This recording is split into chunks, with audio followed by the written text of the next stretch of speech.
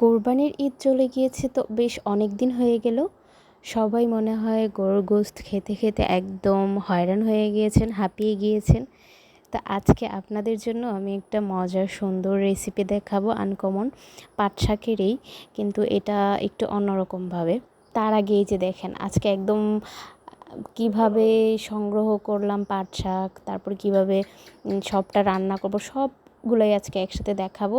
আর এই যে পাট শাকের পাতার উপরে যে পোকাটা, ওইটা আমার দেখতে খুবই ভালো লাগে। এটা ছোটোবেলায় অনেক দেখতাম। এটা পোকাটার নামটা আসলে কি জানি ভুলে গেছি। পাট শাকটা কিন্তু আমি একদম জমি থেকে ফ্রেশ ফ্রেশ মাত্রই কেটে নিয়ে আসছি।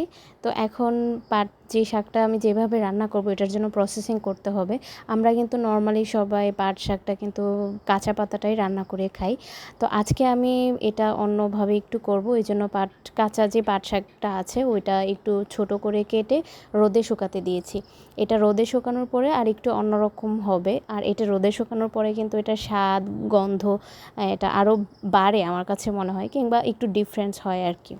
এই যে সারাদিন রোদ দেওয়ার পরে কিন্তু ওই যে পাট শাকগুলো এরকম মুচমুচে হয়ে গিয়েছে।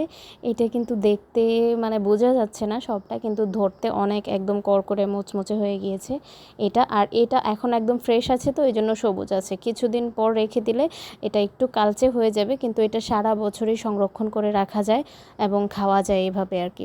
এটা বিশেষ করে ময়মনসিংহ, নেত্রকোনা এই এলাকাতে খায় বেশি।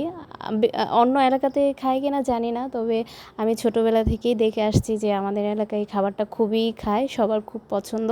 তো এই যে শুকনা পাতাগুলো নিয়ে নিয়েছি, আর এখন দিয়ে দিব একটু শুকনো মরিচ। এই শাকের সাথে শুকনো মরিচ কিন্তু না হলে একদমই হবে না, কারণ এই শাকটার সাথে শুকনো মরিচটা একদম দিতে হবেই হবে। আর পাট শাকটা ভাজি করার জন্য লাগবে পেঁয়াজ, রসুন, এই সবগুলোই বেশি বেশি লাগবে, একটু বেশি পরিমাণে দিতে হবে, তাহলে শাকটার ফ্লেভারটাও ভালো আসবে।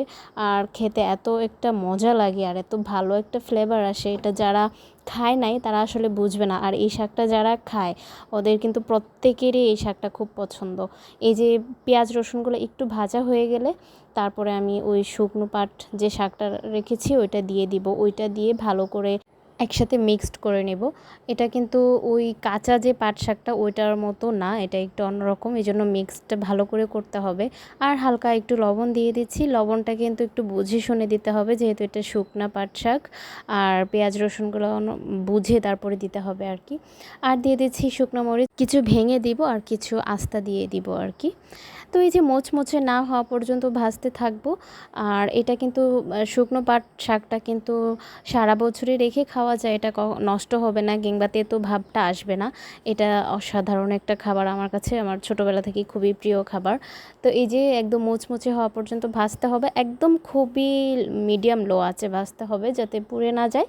পুড়বে না কিন্তু মুচমুচে হবে। এই তো।